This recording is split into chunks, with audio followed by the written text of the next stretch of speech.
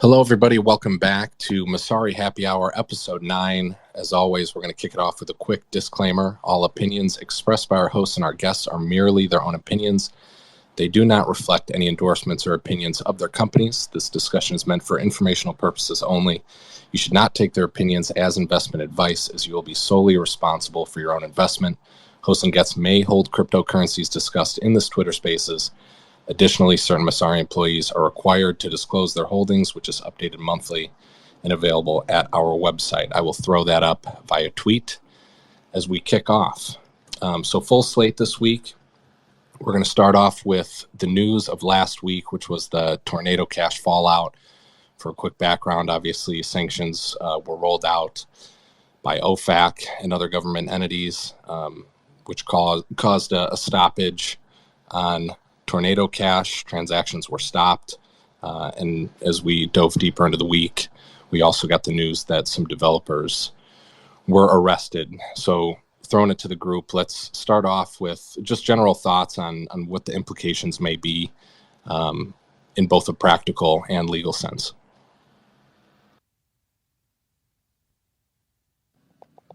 It's hard to say the legal implications, because it seems like the arrest of the developer was made not in the U.S., but these were U.S. sanctions. I'm certainly not a lawyer, and I do know I definitely buy into the hopium of the code is free speech. So maybe there's some ground that you can defend this entire issue in court. So I don't necessarily know how far reaching the legal implications are. What's most interesting to me is what was the intention? Do you guys think we should be tinfoil hatting that this is essentially the impending state attack? Do you guys think that this is just, the government doesn't know how crypto works and it's just a misstep? What are your guys' thoughts on this? I'm curious. I mean, if I'll chime in here first. Obviously, I don't think the government fully understands how crypto works. They had cited that all of the TVL figures for Tornado Cash were equivalent to the actual money that was laundered through Tornado Cash. I think anyone that actually knows anything about how the protocol works knows that it's only a small fraction of the total TVL was actually confirmed in different hacks and whatnot. Kind of to touch on the significance of it, I think I wrote in my DeFi Invisible Revolution piece a few months ago about how it looks like the future is going to be this situation where we have white labeled markets and then kind of quote unquote black markets, and we're going to have a dichotomy between kind of an approved version of every DApp out there on these public blockchains that have KYC and can be fully policed by physical world actors, but there's not going to be anything to stop the actual original black market versions of these. And so I think we're going to see two separate economies form. We're in the very early stages of that, so this just kind of falls into that thesis for me of kind of the white labeled group getting built out. Over time, I'm of the opinion that you can't stop this stuff, and the black market per se, or just the default versions, will ultimately win out. But curious to see if you guys have differing opinions. So I think it was about 25% were either sanctioned or illicit funds confirmed by Chainalysis. I think really the goal is just to make this stuff harder to use and to make it, really challenging for folks to actually get at the applications if they do want to use them. And I think, OFAC knew exactly what it was doing by doing that. I also think sort of the broader implication is if you wanted to really slow down sort of a financial system, if we're calling crypto a financial ecosystem, you would try to tie up liquidity, you would try to attack sort of the movement of funds. And what's a better way of doing that than declaring all funds that touch Tornado Cash essentially illegal because, any funds that are in any wallet that touch Tornado Cash are sort of up in the air if they're allowed to be used. Even if you had, zero point 0.1 ETH that went to your wallet from Tornado Cash, what happens to the other 20, 30, 40, 50 ETH that are in there? You can't segment that 0.1 ETH like you could if it was a UTXO model. You have all of those funds intermingled. So does that mean that that entire wallet with all those funds can't be touched or moved?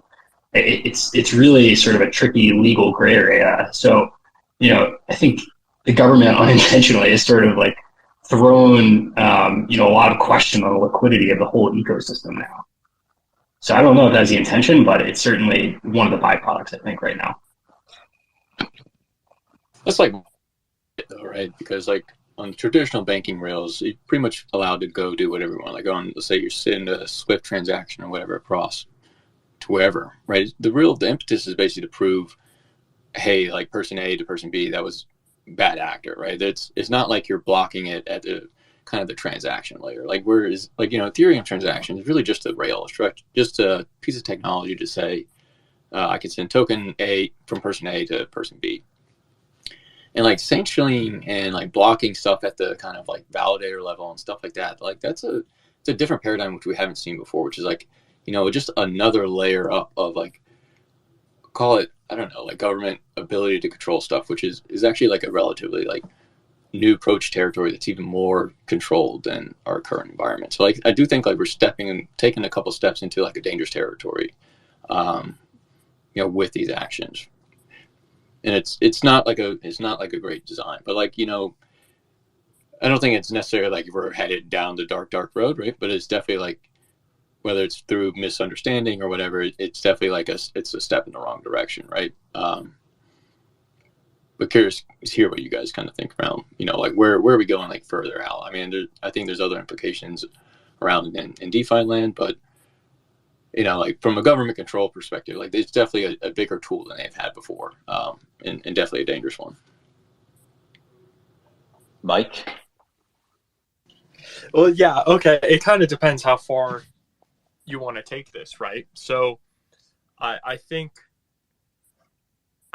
people have strayed from like the true philosophy and end game of crypto in some way, right? Like Bitcoin was made as a pretty much explicit response to bad monetary policy, right?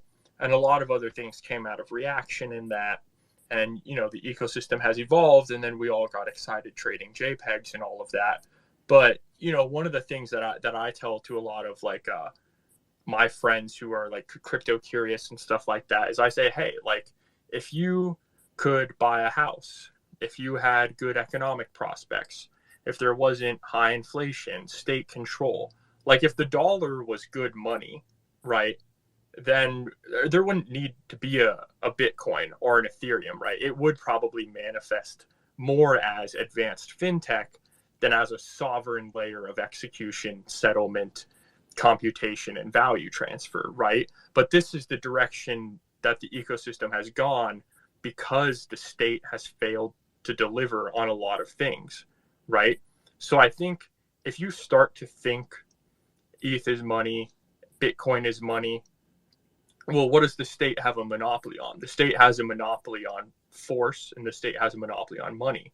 But when you start to disintermediate the state from their ability to be the monopolistic power of money, let's say it out loud. You are waging war against the state, right? You are subverting the intent of the state. You are subverting the sovereign right of the state because you have made the decision that like the state is wrong. And, I'll even go crazier to say like, that's probably the right thing to do, right? Like who are all of our heroes, right? Our heroes are revolutionaries. Our heroes are people who propagate the idea of civil disobedience, right? I think there is like a righteous line to say, I'm not advocating for anybody to be like actively uncompliant with the state, but you are minimally compliant. You are a pain in the ass to regulate. You are not easy for the state to get their hands around, right? Like so here's my question to you guys. If you think crypto is in some form money, like not all crypto projects, right? But some cryptos are trying to be money, and you think there's value there, do you see a world where the state and crypto can get along? Because I don't. The state as it currently exists. Sorry, let me I'll temper the expectations a half step. Are we including CBDCs in this discussion as getting along? Go for it. Oh, that's the tech, right? Like CBDCs is the government's realizing, oh, we literally can just upgrade by like doing instant settlement. The CBDCs let us go full Orwellian, right? CBDCs is like a technology upgrade of the current system, where I would consider like crypto philosophically and politically as an exit path and as an attack vector through subversion on the current system. So it's the same technology implemented two different ways with two different intents. Yeah, okay. If we're grouping CBDCs along like or outside of the general like crypto world that you're referencing here, then I'm in agreement with you that no, long term, like these things just aren't going to get along. Like you said it best when you said that crypto is an escape hatch, because it's basically a life raft to get out of all of this. And if you look at the course of history, any form of technology, any movement that pretty much disempowered an incumbent and allowed the populace to escape the powers that be was not treated very fairly, and was not met with anything but violence. So, I mean, to expect it to be a peaceful revolution, I think that I think Pomp said on his podcast one time, a really long time ago, that he thinks that Bitcoin can be the most peaceful revolution to ever take place on planet Earth. Like, I just fundamentally disagree with that. If the Bitcoin thesis wins out, like, I think it's going to get very ugly in terms of the powers that be clashing over each other. Do you think we're already seeing like I don't mean violence as in like physical violence. I'll choose to table that for a second.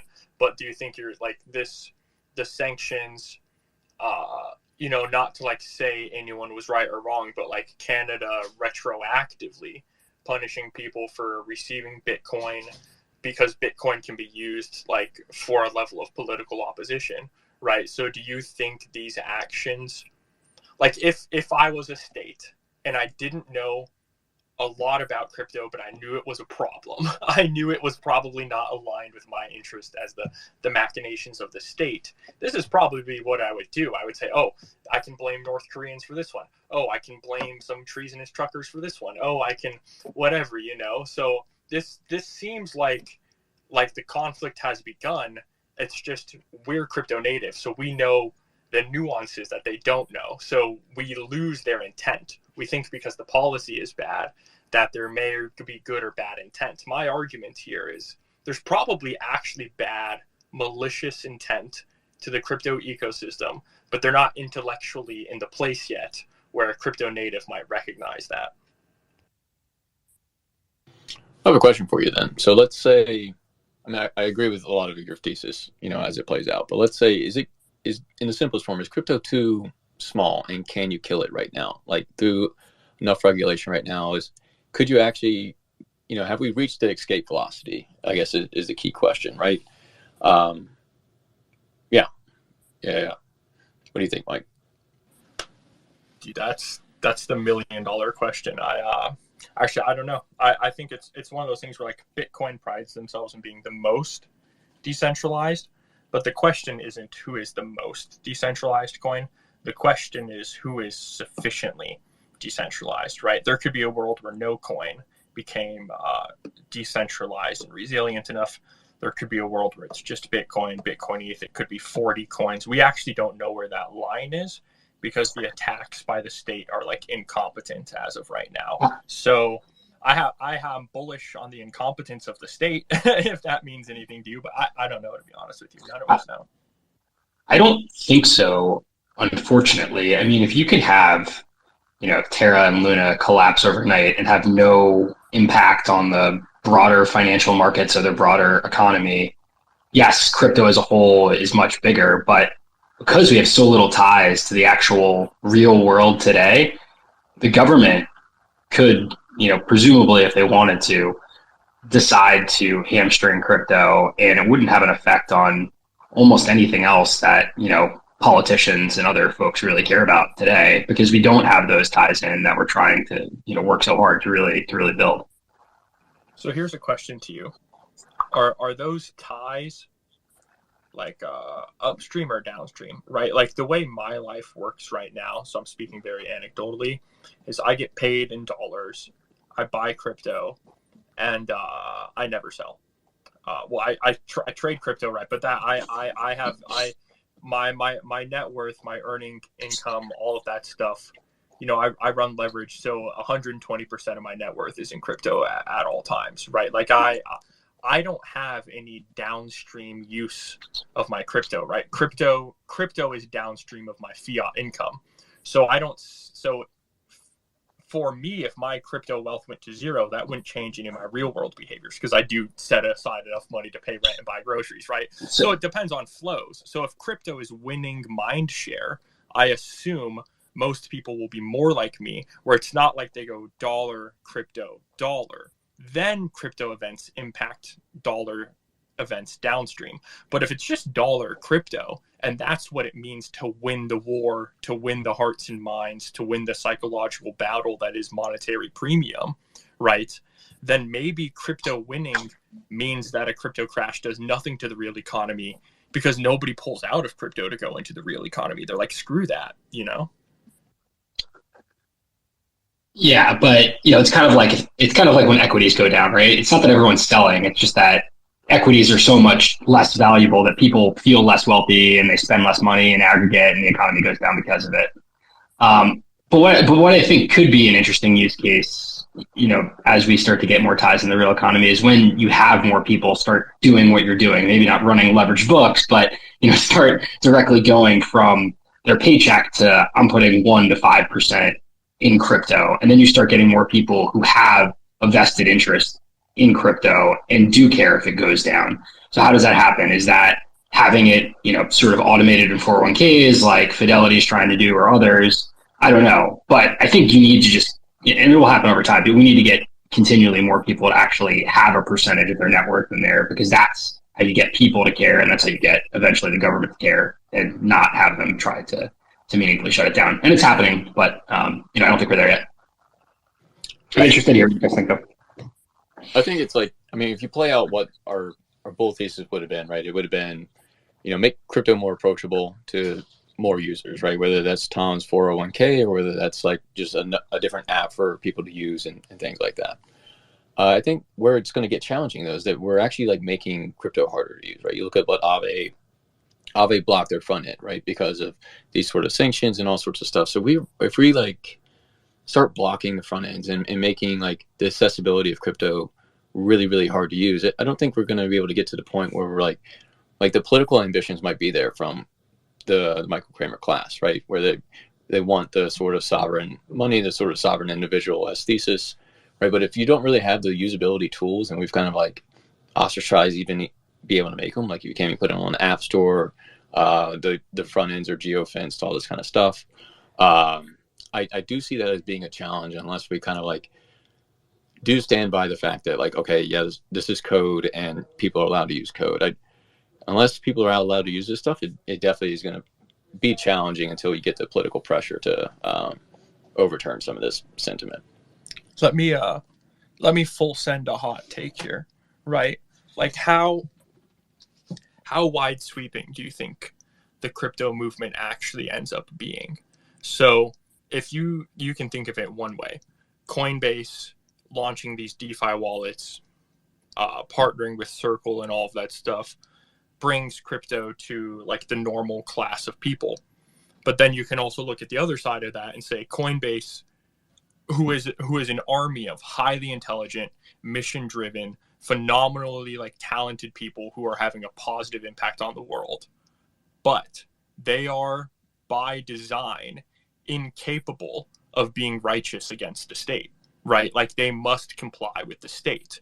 So if Coinbase onboards armies of people, but then the state says, hey, you're blacklisting these wallets. Coinbase can carry the crypto mission to a point, but they are structurally incapable of taking the revolution all the way, right? So if you think about it, if you're the kind of person who needs Coinbase to custody your funds, if you're the kind of person who isn't comfortable riding the volatility of Bitcoin or Ethereum, are you going to meaningfully participate in the wealth generation event?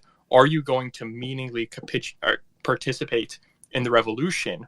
Or are you going to fall under the purview of the state? And this is why what's most predominantly interesting about crypto is how classically bottoms up it is. It's in my short, but in my lifetime, crypto has always been bottoms up. It's been weird internet kids on a cypherpunk forum. It's been people under oppressive regimes. It's been people who are using stable coins for the true purpose of escaping the inflation of their corrupt local government, their corrupt local currency. So crypto, it's so incredible to me that the revolution always comes from the bottom, and the top down is so unaligned with the technology, with the philosophy, with the religion of crypto, with the political class and movement of crypto, that there's this frictious moment. So I have lost a lot, if not all, of my faith in the narrative of institutional adoption. I think it's much more likely that new institutions are created from the bottom up as the underclass of the world has this moment in time to self-actualize financially and self-actualize computationally to a point where you can literally eat these institutions from the bottom up. So in my opinion, this is why it was lit when Tesla sold Bitcoin. There's nothing more top down than number 3 or 4 on the S&P buying Bitcoin. That's what are you talking about? That's so anti the movement, right? Like I'm joyous that Tesla had to capitulate and had to sell. Michael Saylor's stepping down as CEO and he's on the board. He's being told, yo, you gambled us on 140% company debt on crypto and it's down since we bought it. Of course they're removing him from the board, from CEO. Are you kidding me? It doesn't matter how much vote power he has. He's about to get sued to oblivion for being financially psychotic. These traditional institutions are incapable of holding the volatility, of holding the righteous cause, and of operating protocols that, let's be real, people do launder money with T-Cash, right? Like that's not a false statement. We can argue percentages, but come on, is there like, oh, it's T-Cash is only 1% money laundering or 20%? Are you going to draw the line somewhere? Or are you just going to say, no, we allow T-Cash to exist because of the new philosophy of the system we are creating? So I'm bottoms up all the way. I can't wait for all the institutions to just come in and get wrecked. I have a little bit of zeal, have a little bit of religion about the movement, because what's happening here should be a special moment in time. So Mike, that was a beautiful monologue that you just had there. My question follow up to that is, how do the people create enough movement and power in order to do that in a meaningful time period? Because at the end of the day, someone still has to continue to build all this stuff. People need to learn how to write and speak Solidity and all these other languages and whatnot.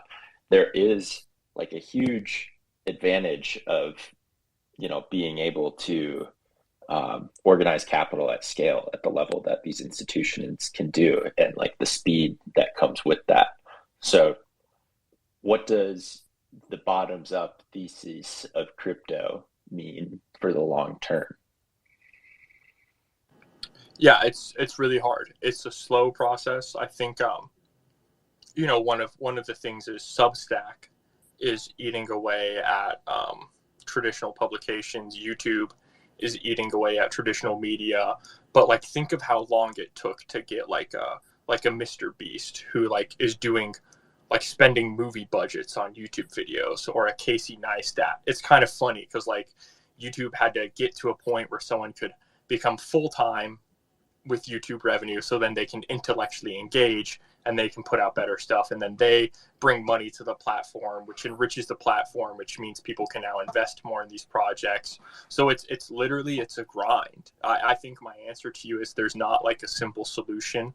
And I think, to temper some of my earlier statements, right, institutions can find a way to like engage meaningfully and like be a stepping stone on that path to the grind before we reimagine the world, right?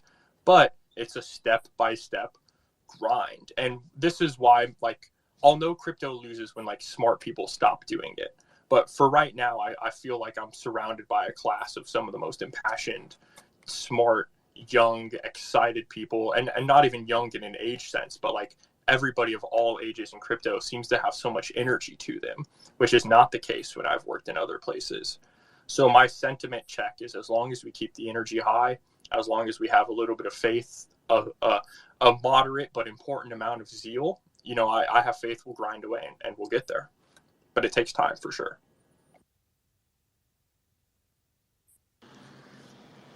One last thought, or one last question on that thought, kind of surrounding the USDC Circle portion, and Circle being able to lock up 75K in assets. Does this open up an opportunity for other stables? Dustin, I'll throw that one to you. I mean, I think obviously the short question answer is yes, right? But it's still a far way to go, right? If you look at like USDC, I haven't looked at recently. I think the market cap's around 50 billion or so. Tether's probably around 60 billion, and DAI is around 6 billion, right? So to get from where DAI is at about 6, that's about 10x growth, and to get that kind of a growth, I think that'd be challenging without having other stables in the mix, right? So does that open up the door for something like a Go or a Curve token? Sure, but I definitely think it's a hard road, right? Because a lot of the stables are predicated on the fact of, they're used in the centralized exchanges. People need to transfer them around unabated. It's definitely it's a challenging road, because you need the growth in the ETH asset. You need growth in BTC and these other DeFi tokens to actually unlock the stablecoin growth. It's not just something that you can say, okay, hey, let's just print a bunch of stables, right? Unless you're, UST. So, I mean, I think there's models that we can experiment with here that does leave a little bit of room to grow, but it's not as easy just turning on a light switch and saying, hey, let's print some stables, guys. Let's roll into our next topic here. Obviously, we got a date for the merge. If I remember correctly, it'll depend on hash, but it should be the 15th or 16th. Both of the gentlemen that wrote recent pieces on ETC, ETHPOW, and then some of our liquid staking options are here. Let's kick it off, Chase, with your recent report on Rocket Pool, and maybe if you could give us a kind of a Venn diagram of each of those options. Wait, are you saying a Venn diagram of these different liquid staking options out there? Sure. All right. Yeah. If you want to cover them all, great. But I would say just from a focus point, maybe Lido and Rocket Pool would be a nice place to start. Sure. Yeah. So as Doug alluded to, I dug back into the Rocket Pool side of things last week. Rocket Pool is the second largest liquid staking protocol built on Ethereum, and I think they're the 8th overall largest staker on the Beacon chain right now. And so that's behind Lido, who's got like 33% share, Coinbase, Binance, a lot of like the big centralized figures. Rocket Pool has about 1.5% right now. So a lot of room to catch up there if we want to see any sort of kind of decentralized future in the liquid staking world. Liquid staking is definitely a game of network effects. If you think about just kind of how the business model works, the point of establishing these liquid staking derivatives is so that you can use them in other things like DeFi and whatnot. And liquidity is a network effect game. The more established one of the derivatives becomes, the more likely other people are going to be to adopt it.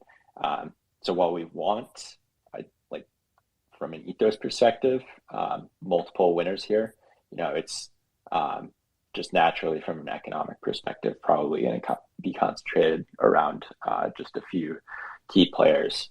So Rocket Pool has historically kind of struggled to gain market share, particularly because they had a lot of bottlenecks on their supply side. That's partially due to the fact that you have to bond the native RPL token to what's known as a mini pool validator. So the way that Rocket Pool's staking system works is it's just a giant system of complex smart contracts. People who run the validators in Rocket Pool only have to stake 16 ETH compared to the 32 minimum regular on the Beacon chain. And that's because their 16 ETH is paired up with deposited stakers ETH, and together you get 32 ETH from there. But on top of that, as I mentioned, you have to bond some RPL onto your pool there, creating a little more of a capital barrier. So while you don't have to do all 32 ETH up front, you still have to have 16 plus at least like a minimum of like 1.6 ETH worth of RPL. So the Redstone update for Rocket Pool that came up, or that's coming up before the merge here, addresses a lot of just kind of like user experience things for the Rocket Pool validators themselves. I came away more interested in their LEB mini pools, which stands for lower ether bond mini pools. And the idea here is they're going to take the 16 ETH requirement and drop it further down all the way to 8 ETH, so that more people can access the Rocket Pool protocol from a supply side. And they're hoping that the lower capital requirements will allow for more RETH to be minted from the depositor side. I've kind of ranted long enough and explained the fundamentals of these.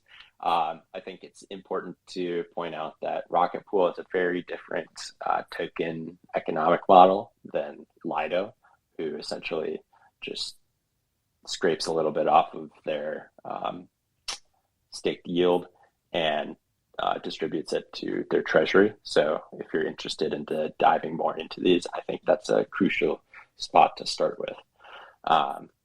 Turn it over to the rest of the group, and if you have any questions about just the whole liquid staking landscape in general and how this might affect the merge plays.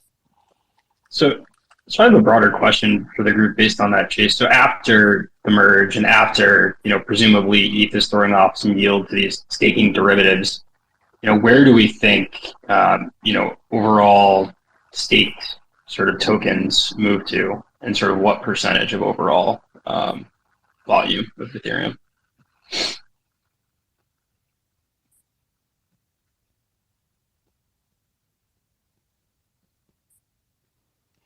I wish we had Kunal on here because he's got the better takes in terms of number estimates.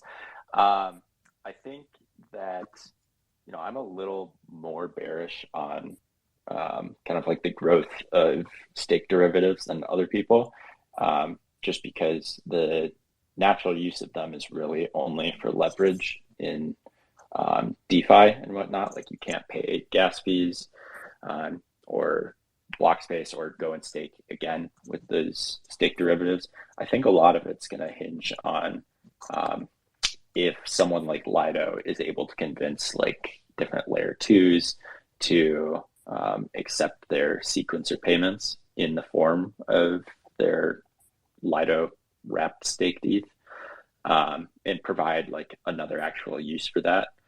Otherwise, I've just personally have the belief that it's going to be tough for any of these things to gain like significant market share overall against regular naked ETH. Yeah, I buy that too. I think it's like hard to say it for sure because honestly, it's just one of those things where like I'm more comfortable saying like if it's close enough, we'll just see kind of how it pans out. But one of the kind of classic cop outs when like other L1s are saying, oh, we're at like 60% stake, we're at 80% stake or something like that, is they don't have nearly as rich and in-depth as an ecosystem as Ethereum, right? So the obviously like nothing can penetrate an ecosystem as well as like the native token, right? So like integrating ETH into your protocol, your dApps and all of that stuff, and stacking and layering to the complexity of the Ethereum DeFi is much easier than even integrating like one singular ERC20 and all of that stuff, because now you're fragmenting liquidity, you're adding an extra smart contract layer on there. Obviously, like a more like crypto native dev would be more qualified to talk about it. But yeah, I just think like on the base level of the depth and richness of the Ethereum ecosystem, that I certainly expect when the technical when the merge happens and the technical risk goes down, these derivatives will be more popular because people will want to use their staked ETH for leverage or some usage. But I don't think it'll hit the same super high watermarks set by less deeply ecosystemed L1s. I do think there is potential for like the growth of staking as a service offered by these different liquid staking protocols in order to be like the technology layer underneath the centralized providers, so that over time maybe like a Coinbase or some other large staking entity will, let's say, like commit to building on top of Rocket Pool or become like a white labeled validator at Lido, and so that maybe we'll get some decent flows, but you're also banking on the fact that they don't just try to like spin up their own liquid staking derivative. I think Binance has already tried this out. They don't have too much actual use for ETH or whatever one they have, so I'm not super confident on the growth of that either. Do you think the regulatory risk is too high for like services like Kraken and Coinbase and all that? I know I believe Eric Wall has been on a tweet storm about like especially in relation to all the tornado sanctions and that kind of stuff. If like I'm not trying to like hammer the same point home, right? But like if a government tells Coinbase to sanction or to censor these kinds of transactions as validators, I'm assuming they would comply. What do you think about like that it's like a new wrinkle that hasn't previously been as big of an issue as it has been recently? Yeah, I mean, I don't really think it has much or anything to do with the liquid staking aspect, but definitely in terms of like the tornado stuff. I mean, I don't even know how you begin to try and enforce something like that if a Coinbase validator is the one that proposes a block that has like a tornado transaction in it. Like real world, I don't know how you're able to actually go after them and enforce something like that, because it's way too big of a problem in the end of it. But I do think it's something that they might try to make an example of a large player like Coinbase out of, whether Coinbase complies or takes one for the team and puts the giant army of lawyers up to it and kind of tries to defend it on kind of like the basis I was outlining, or basis of just freedom in the end, is up to them. Do you guys have any differing opinions?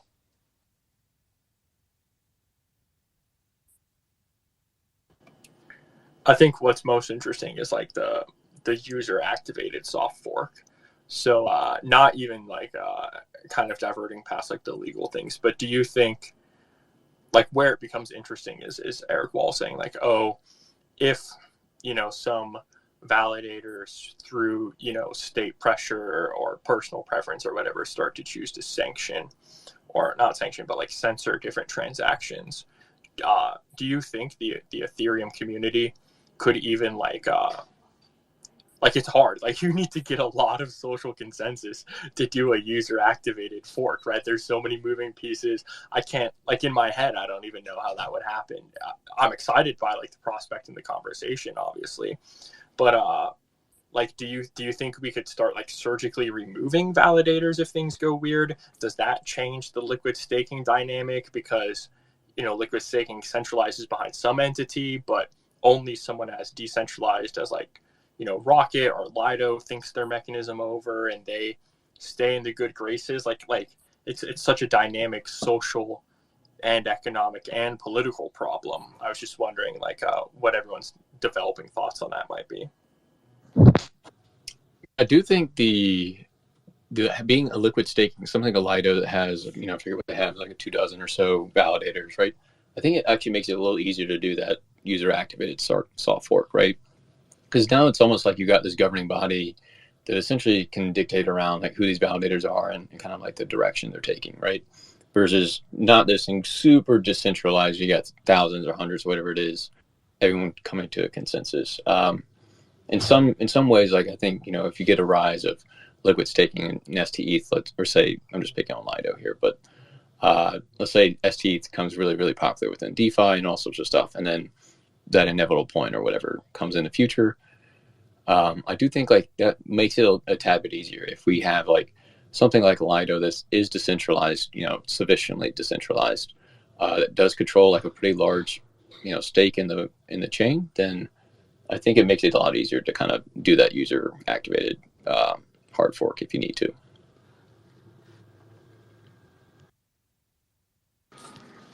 Let's move quickly. Tom, you did a couple pieces, and obviously this is not financial advice, but we've seen in the past that there have been spikes in Ethereum Classic when things happen on mainnet, on the main chain. What have you seen in your research as it pertains to ETC or how traders might be playing this? And then any insight you have on ETH POW.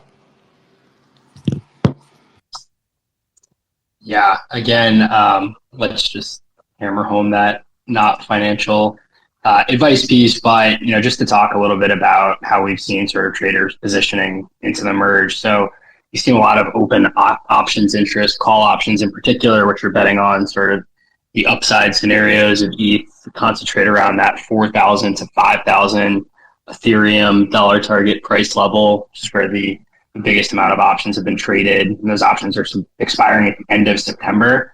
So, they may be fairly cheap. They may be sort of out of the money bets for people, but that's a pretty big bet because not only you have to sort of reach that level, that $4,000 level, which is obviously more than a double, but, to actually make money on the position, you have to have it exceed that unless you're sort of selling beforehand and just sort of capturing some price appreciation. You've also seen sort of spot accumulation of Ethereum, seen addresses holding 10 ETH tick up precipitously, also larger whales while it's holding 100 ETH or more, also jumping. And then you've seen addresses actually shorting the futures contract. So what that trade essentially signifies to me is, okay, I'm holding spot Ethereum, I'm shorting the futures contract, and I'm locking in my price. And why I'm doing that is to get potentially any forks that come along with the transition from proof of work to proof of stake. That could be sort of the popular ETH POW fork that we've heard about from the Chinese miner Chandler, something or other, and that also has support from Justin Sun and a few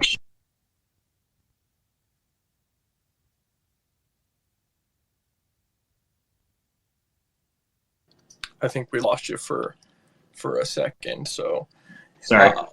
Oh, you're back. Sorry. Every time my phone goes dark, it stops me from talking. So yeah, you've had a few folks follow sort of the ETH POW fork. Chandler, miner out of China, and support from Justin Sun, founder of Tron, among others, sort of pushing that fork. But there could be other forks.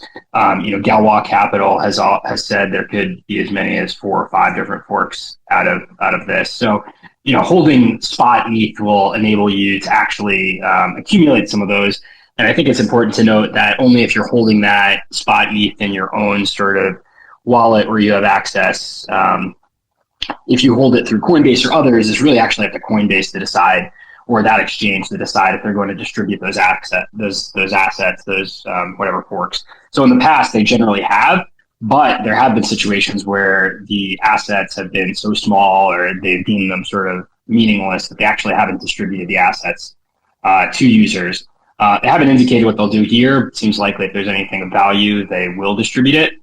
The exchanges that are listing sort of this main ETH POW coin right now ahead of time, they're listing sort of traded futures on it. You can see it's priced at around $70. So $70 per ETH. So, that there is actually some residual value. And while the contracts are fairly thinly traded, there is some volume that you could actually lock in a position if you wanted to. So, right now, traders are essentially positioned in sort of long spot, short futures with an additional sort of upside play on a long call options in and around the merge. So I'd be interested to hear what folks think about that positioning, and if they have any other additional thoughts around the market. I mean, the positioning makes a lot of sense, right? If you're going to get free money, why not take it? I mean, it's pretty logical. But I don't understand is like we've seen the fork game play out before with Bitcoin Cash and a variety of others. But a part of me also thinks like this time is to a degree, right? You've got DeFi is heavily privately, on top of ETH. You got like a kind of I don't want to call it a house of cards, but you've got like a big ecosystem kind of like intertwined and intermingled right now. And I don't think it's it's that easily to fork that, right? You're going to have a lot of kind of dependencies on, within DeFi and all this kind of stuff sort of break down. So I don't, is the value really going to be there for this ETH proof of work coin, whatever it's going to be called, or these other chains without all that there? I don't know. I struggle to see that as much because like a lot of, the previous times we've done these forks, it's really just been around, these networks are just payment places, right? Send Tom some Bitcoin, send Mike some Bitcoin, whatever. Versus, the value proposition for ETH to me is way different from that. So I struggle to see how it's going to have like retaining value because then you're going to fracture liquidity and all sorts of things. To me, I see it as a lot bigger challenge in my opinion.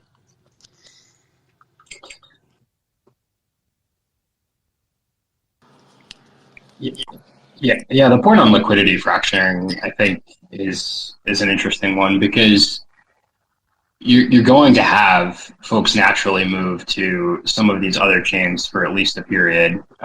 Whether or not they stay on these chains, I think is sort of to be decided. But when you're copying everything that was on Ethereum and just continuing it on a proof of work chain, you have all the legacy assets and legacy protocols that you don't have developer support, but someone can pick up and run those protocols. You don't have stable coins on the back end. You don't have oracles, but presumably someone could recreate all of those things. And Ethereum proof of work, whatever we want to call it, is going to be more valuable than something like Ethereum Classic, which is Ethereum on proof of work. Ethereum Classic today has less than $1 million in TVL, has essentially 3 applications, and is worth over $5 billion. So, if you have just like a proof of work version of Ethereum that still has a bunch of applications that all they need is support, what is that worth? I mean, the market's shown us that it's worth, sounds like at least $5 billion in terms of, what Ethereum Classic is worth if you're using that as a comp. So, will there be liquidity on this new exchange? Probably, at least for a time, but there's also going to be a huge dump. So, is it a quick dump? It finds level, it finds some development, and then it finds some sort of, bounce back. I don't know, but I think it's, at first, I think everyone's like, oh, this chain is completely DOA. And I don't think that's completely the case, because there is a lot there that wasn't there for these other forks. Well, like with like stable coins, it's not like, USDC is magically going to go print another 50 billion in the reserves, right? And honor the 50 billion or whatever they've got on Ethereum right now. And if you got so much of your debt or whatever is essentially denominated in this or collateralized by USDC, I just see it like not really working out, right? Because a lot of the value is going to crumble. You can't really trust what you've, like all of Aave, all of Maker, everything kind of just essentially goes back to just nothing, right? It's just the transfers. You can put smart contracts on it, all sorts of stuff. But at that point, right, how different really is it than Ethereum Classic, right? You might have some additional NFTs and stuff that you've got on there that you don't have on Ethereum Classic, all sorts of stuff. But again, I struggle to see like where the value really is, and particularly if you've got essentially I don't know what to say, but like a fallout really from a crumbling sort of DeFi ecosystem. I think it's like going to be a bunch of people trying to pick up a bunch of little rocks and just get out, right? Versus it's going to be able to sustain. Yeah. I think it's going to be an absolute mess to begin with. But remember who I said is supporting this change, Justin Sun. And remember, Justin Sun has a stable coin. So could USDD, or whatever he's calling it, could be the stable coin of ETH-POW. Maybe. It doesn't have to have, swaps on Uniswap don't have to have, their base asset be USDC. It could be Justin Sun's stable coin. And, it sounds like chaos, but it's a realistic scenario. And all I'm saying is there are applications there that make this chain more interesting than I think at the outset everyone's giving credit for.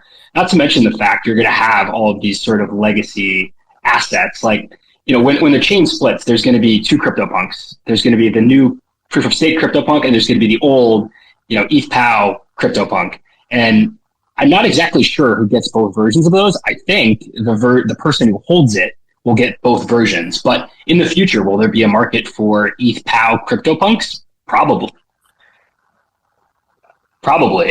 Let the punks and the apes decide.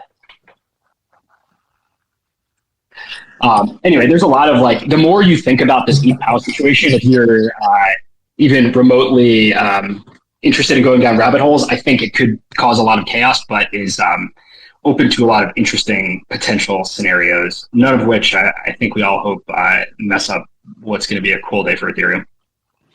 There's also the counterpoint of mass, though, right? Like if I hand a child a paper airplane, they're going to do just fine. But if I hand a child a Boeing 747, we're probably going to have a problem, right? So one of the interesting problems across DeFi is the exit liquidity of forks, right? I look, it was the most fun time of my life, trading ohm forks, but all of them were abysmal. Half of them you'd read through their docs and they would have hyperlinks in their docs to the docs of the ohm fork that they forked. Their protocols would break pretty quickly. They didn't know how to tune risk parameters. These protocols are a chunk of the ones we use nowadays are much less immutable and require an actively intellectually engaged group of developers who understand the metrics, the protocols. Oracles is going to be how are oracles going to work on POW? And oracles have had insane penetration across all of DeFi. So my thing is keeping it 100. I don't see Banteg championing ETH POW, and Andre is a fantastic dev who has a history of marshaling dev support, but he couldn't bring the Phantom DeFi ecosystem alive, right? It's hollow, it's empty, and it's a bunch of strange forks plus a half-baked deployment of Yearn, right? And then the Solidity project had its own bugs, right? So I think the Ethereum machine is really, really, really hard to maintain. And then just one marginally technical note here is a blockchain is a state machine, right? It's a bunch of bits, right? And then you throw in some bits into it, and all those bits shuffle around. And those bits changing is from block to block to block, right? You have this really interesting phenomenon in the technology stack nowadays where you can't go rewrite IP or HTTP. You can't go rewrite the baseline of C or something like that. The people who wrote that stuff are literally dead. It's so old, it's so baked into the technology stack that it has to work. Right. So if you hand somebody ETH POW and you're at that really awkward stage of calcification where you need about one more generation of devs to calcify these things to get that mind share where it just works and we live with it, but you're not ready to make that handoff, but the technical complexity is there, but also you're dealing with code that currently I can ping the dev and be dude, how does this work? But is he going to respond to an ETH POW question? Probably not. So I'm very, very skeptical that it's gonna work.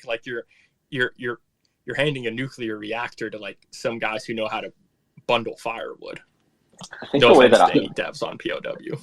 I think Gotcha. So I have a parting question for everybody.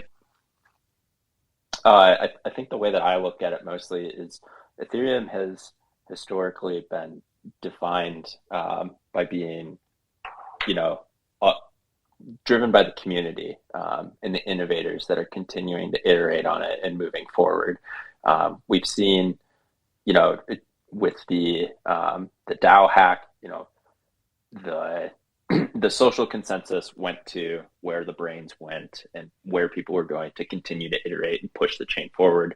And, you know, the next obvious stage of Ethereum's life cycle is proof of stake. And I think it would be a mistake to, you know, not follow along the smartest people led by Vitalik onto where the future of Ethereum is going and has been planned on going for a long time. I think if we want to, you know, just stay in a proof of work world, like we have that, it's called Bitcoin. And, you know, that chain has proven that it's not going to change. And that's what makes it amazing. So I guess I'll just ask you guys this as we approach, you know, the merge. Do you think this fork or any other fork will have a value at the time of the actual merge, and then call it 1 year from now, will there be any sort of residual value close to maybe, say, Ethereum Classic? I mean, people still trade Luna and UST. So, like, will you be able to find a bid and will you be able to find an ask? Absolutely. Will it be meaningful or significant in any way? I'm not sure about that. Yeah, I mean, I straight up agree with Mike. I mean, it's not going to be anything meaningful. Like, if you would have put your time frame at like 5 to 10 years, you know, let's just basically say 0, in my opinion.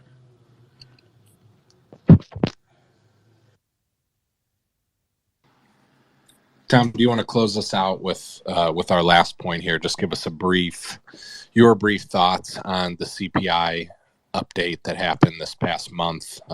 We had a 0% change month to month.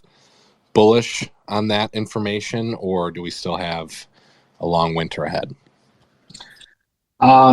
So just a quick recap. Yeah, the CPI was flat month over month, you know, down year over year. And then we had another reading, you know, the producer inflation index, PPI, also down that following day. So good news at the headline, but underneath the hood, what actually drove that was sort of gas prices coming down, airline fares coming down, used cars coming down. So a lot of the, I don't know another word besides transitory, but, you know, stuff that is like sort of potentially was supposed to pass a lot earlier. The sticky inflation, housing and food prices and things that, you know, the actual numbers as they go up don't tend to go back down over time, has actually kept on rising. So, you know, that's sort of worrying from a Fed perspective. You also have wages continuing to rise, which the Fed obviously is worried about because they're still looking at the ghost of the 70s for kind of that wage price spiral. But overall, the economy is still doing well. You know, retail sales are still ticking up, and all those metrics are still looking fairly healthy. You know, overall, I think the Fed is still likely to hike between 100 basis points and 150 by the end of the year, but they're just going to be looking at the pace of change of all those things I just mentioned going forward. They released the minutes this afternoon, and I think the key thing out of those was they actually had an active discussion about they don't want to over-tighten, and they're starting to look for signs that they may be over-tightening. So, you know, not a dovish pivot, but they're at least monitoring the fact that they're not, you know, going to go full bore 100% into inflation territory or into tightening territory, which sort of may send us back down our risk assets. So, you know, watching every data point going forward, which makes us all kind of macro Fed watchers, which is not super fun, but, you know, I think it's an encouraging sign that we saw CPI and PPI finally start to come down. Beautiful. As always, thank you everybody for joining us. Thank you to the crew for sharing their thoughts. Our next episode will be on the 31st. You can catch us from 4 to 5 p.m. Eastern. Thanks, everybody.